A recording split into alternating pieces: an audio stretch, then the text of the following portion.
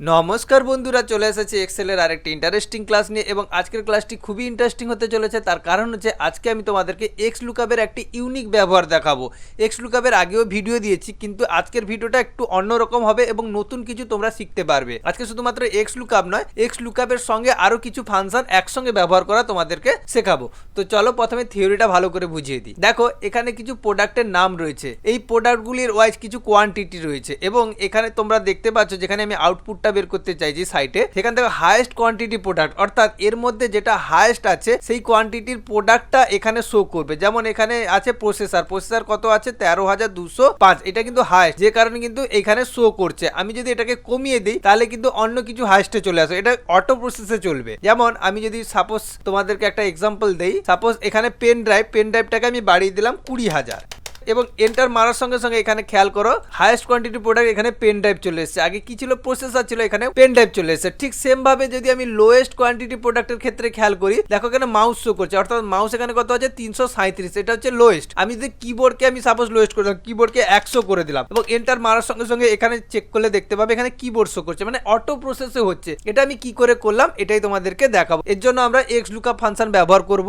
এটা V lookup function দিয়েও করা যায়, সেক্ষেত্রে আমি আরেকটি ভিডিওতে তোমাদেরকে এটা এই একই জিনিসই ভি লুকআপ দিয়ে দেখিয়ে দিব। আজকে আমরা এক্স লুকআপ দিয়ে দেখাই। তো তার জন্য আমি নিচে ব্ল্যাঙ্ক ঘর অলরেডি তৈরি করে রেখেছি, যেখানে আমি ফাংশনটা তোমাদেরকে দেখাবো। তো চলো, তো আমরা এই জায়গাটায় দেখাবো। প্রথমে কি করব, ইকুয়াল দেব। ইকুয়াল দেওয়ার পরে এক্স লুকআপ ফাংশনকে কল করলাম এবং ব্র্যাকেট শুরু করলাম। এবং এই জায়গাটায় প্রথম সিনট্যাক্সটা যেটা দিয়েছে লুকআপ ভ্যালু, এইখানে দেখতে পাচ্ছ লুকআপ ভ্যালু। এই লুকআপ ভ্যালুর কাছেই আমাকে কিন্তু অনেকটাই চেঞ্জ করতে হবে। মানে লুকআপ ভ্যালু আমরা নরমালি কি করতাম, যে প্রোডাক্ট দিয়ে ডেটাটাকে খুঁজতাম সেই প্রোডাক্টটাকে সিলেক্ট করে নিলেই কিন্তু হয়ে যেত, কিন্তু এখানে লুকআপ ভ্যালুতে একটু অন্যরকম ভাবে ব্যবহার করতে হবে। অর্থাৎ এইখানে আমাকে দেখতে হবে আমি কোন ডেটাটাকে খুঁজতে চাইছি। আমি চাইছি এই যে কোয়ান্টিটি ওয়াইজ সব থেকে হাইয়েস্ট ডেটাটাকে খুঁজতে চাইছি, তাহলে এই জায়গাটায় আরেকটা ফাংশন ব্যবহার করব, যেটা হচ্ছে ম্যাক্স, MAX। এই জায়গাটা বোঝার চেষ্টা করো। দেখো এখানে আমি লুকআপ ভ্যালুর জায়গায় কি দিয়েছি, ম্যাক্স ফাংশনকে কল করেছি এবং ম্যাক্স আমি কোন রেঞ্জের মধ্যে, এই যে কোয়ান্টিটি রেঞ্জের ভেতরে, অর্থাৎ এই কোয়ান্টিটির পুরো রেঞ্জটাকে আমি সিলেক্ট করে নিলাম। দেখো এই কোয়ান্টিটির পুরো রেঞ্জটাকে সিলেক্ট করলে কি হয়, ম্যাক্স কি করবে, এর মধ্যে থেকে ম্যাক্সিমাম নাম্বারটাকে লুকআপ ভ্যালু হিসেবে এখানে শো করাবে। তো আশা করছি এটা ক্লিয়ারলি বুঝে গেছো। ম্যাক্সের কাজ কি, ম্যাক্সের কাজ হচ্ছে এই যে রেঞ্জের ভেতর থেকে ম্যাক্সিমাম নাম্বারটাকে বের করে আনবে। তার মানে লুকআপ ভ্যালু আমার কি হবে, এর মধ্যে সব থেকে ম্যাক্সিমাম নাম্বারটা। ক্লিয়ার হয়েছে লুকআপ ভ্যালুটা? এবং কমা দিলাম। এবার চেয়েছে লুকআপ অ্যারে, তোমাদেরকে একটু জুম করে দেখিয়ে দিই। তারপরেই সিনট্যাক্স চেয়েছে লুকআপ অ্যারে। লুকআপ অ্যারে অর্থাৎ লুকআপ ভ্যালু যে জায়গাটা আছে সেটা কোন অ্যারের মধ্যে আছে, অর্থাৎ এই একই রেঞ্জের মধ্যেই আছে, তাই না? মানে আমার যে ম্যাক্সিমাম নাম্বারটা হবে এই কোয়ান্টিটির মধ্যেই হবে। তাহলে আবার কি করব, পুরো রেঞ্জটাকে সিলেক্ট করে নেব সেম ভাবে। তবে আগেরটা কিন্তু ম্যাক্স ফাংশন ব্যবহার করে কিন্তু রেঞ্জটাকে সিলেক্ট করেছি। মানে ম্যাক্সের কাজ হচ্ছে এই পুরো রেঞ্জটা থেকে শুধুমাত্র একটা ডেটাকে বের করবে, অর্থাৎ ম্যাক্সিমাম ডেটাটাকে বের করবে। এবং তারপরের যে রেঞ্জটা আমি দিয়েছি আবার সেমই দিয়েছি, C2 থেকে C13, মানে একই রেঞ্জ দিয়েছি, কিন্তু এর কাজ হবে এই ম্যাক্সিমাম যে কোয়ান্টিটি সেটা কোন রেঞ্জের ভেতরে আছে, অর্থাৎ কোন কলামের ভেতরে আছে, সেই কলামটাকে আমি সিলেক্ট করলাম সেই বেসিসে এবং কমা দিলাম। কমা দেওয়ার পরে রিটার্ন অ্যারে, অর্থাৎ এরপরে দেখো সিনট্যাক্সটা দিয়েছে রিটার্ন অ্যারে, সেটা একবার জুম করে দেখে দিচ্ছি। রিটার্ন অ্যারে বা রিটার্ন অ্যারে কি হবে, রিটার্ন অ্যারে হবে আমার যে ম্যাক্সিমাম যে নাম্বারটা এবং এই রেঞ্জের ভেতর থেকে নিচ্ছি সেটা তার বেসিসে কোন ডেটাটাকে খুঁজবে, মানে রিটার্ন কোন ডেটাটাকে করবে, কোন প্রোডাক্টটাকে রিটার্ন করবে। অবশ্যই এই প্রোডাক্টের ঘরে ডেটাটাকে রিটার্ন করবে, মানে যেটাকে আউটপুট দেখাবে। তাহলে আমি কি রিটার্ন অ্যারের ভেতরে পুরো প্রোডাক্টের রেঞ্জটাকে সিলেক্ট করে নিলাম। ক্লিয়ার হয়েছে?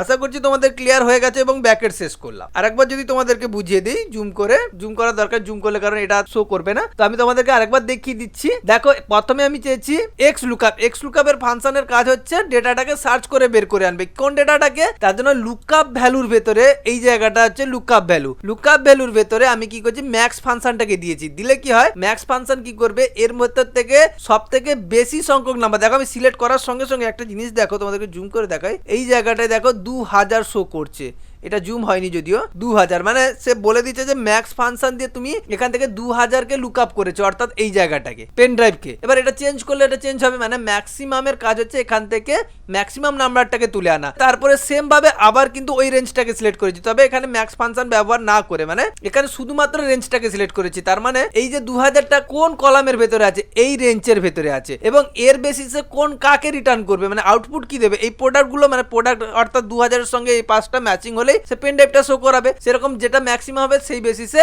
রিটার্ন করবে তার পাশের প্রোডাক্টটি। এবং আমি যখনই এন্টার মারবো দেখতে পাচ্ছ ম্যাজিক, অর্থাৎ এখন পেন ড্রাইভ শো করছে। আমি যদি পেন ড্রাইভের রেটটা আমি কমিয়ে দিলাম, সাপোজ এটাকে 10,000 করে দিলাম বা 1000 করে দিলাম, তার মানে এখানে এন্টার মারার সঙ্গে সঙ্গে এখান থেকে প্রসেসর শো করছে। কেন এই মুহূর্তে এখানে 1000 করে দেওয়ার সঙ্গে প্রসেসর কিন্তু ম্যাক্সিমাম হয়ে গেছে, তাহলে এখানে প্রসেসর শো করছে। ঠিক সেম জিনিসই আমি লোয়েস্ট প্রোডাক্টের ক্ষেত্রেও করব, এবং সেখানে ম্যাক্স ফাংশন ব্যবহার করেছিলাম, তার জায়গায় আমরা মিন ফাংশন ব্যবহার করব। তো চলো কিভাবে ব্যবহার করে দেখি। ইকুয়াল এক্স লুক আপ এবং ব্যাকেট শুরু করলাম। সেম ভাবে কিন্তু প্রথম সিনট্যাক্স দিয়েছে লুক আপ ভ্যালু, সেম ভাবে লুক আপ ভ্যালু আমি এখানে যেহেতু সব থেকে লোয়েস্টটা চাইছি, ম্যাক্সের ঠিক উল্টো কাজ করবে মিন, তাহলে মিন ফাংশনটাকে কল করলাম এবং ব্যাকেট শুরু করলাম। এবং মিন ফাংশন কি করবে, এর মধ্যে থেকে সব থেকে কম নাম্বার কোনটা আছে, অর্থাৎ কোয়ান্টিটি কম কোনটা আছে সেটাকে খুঁজবে। তাহলে আমি কি করলাম, মিনের ভেতরে পুরো রেঞ্জটাকে সিলেক্ট করে নিলাম, এবং এর পুরো রেঞ্জটাকে সিলেক্ট করে না মানে এর ভেতর থেকে সব থেকে কম যে কোয়ান্টিটির প্রোডাক্টটি সেই নাম্বারটাকে এ বেছে নেবে বা বের করে আন, কমা দিয়ে দিলাম। এবং আমি যদি এখানে সিলেক্ট করি, দেখো এখানে দেখো এই জায়গাটা 100 শো করছে,